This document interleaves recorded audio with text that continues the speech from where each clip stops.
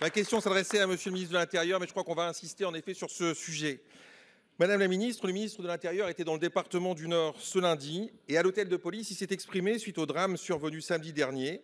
Un chauffard a en effet arraché la vie à un jeune de 19 ans, Mathis, et ce drame est survenu suite à son refus d'obtempérer et à l'emprise du protoxyde d'azote. Nous pensons évidemment bien sûr à sa famille, ses parents, ses nombreux amis, à qui nous adressons nos sincères condoléances. La justice est saisie et comme vous, je formule le vœu qu'elle soit particulièrement sévère pour cet individu. Ce drame, Madame la ministre, soulève aussi une nouvelle fois la question de la consommation de cette drogue qu'est l'usage détourné du protoxyde d'azote à des fins psychoactives. Cette question est connue depuis près de 10 ans.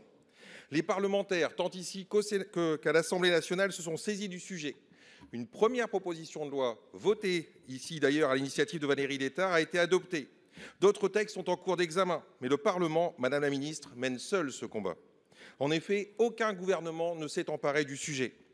C'est d'autant plus choquant que nous parlons ici d'un fléau à la fois de santé publique. La consommation cause des carences en vitamine B12, provoque des neuropathies et une atteinte irréversible de la moelle épinière.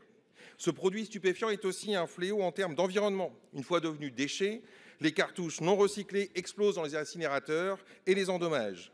Et c'est surtout un fléau d'ordre public, notamment en matière de sécurité routière. 10% des moins de 35 ans ont déjà consommé du protoxyde, dont la moitié en conduisant. Nous sommes ici au cœur d'une question relevant du pouvoir régalien. Madame la ministre, est-ce que le gouvernement va enfin s'emparer du sujet ? Mais il faut aller au bout, Madame la ministre. Il faut être à la hauteur des enjeux. C'est pourquoi je vous propose que vous puissiez réunir dans les prochains jours les députés et sénateurs comme mes collègues Isabelle Florennes, Jean-François Longeot, qui ont travaillé sur ce sujet ici afin de déterminer une stratégie ambitieuse. Nos voisins du Pays-Bas l'ont fait. Il est temps d'interdire la vente des capsules de protoxyde aux particuliers et d'intégrer la prohibition de l'usage de ce produit au volant.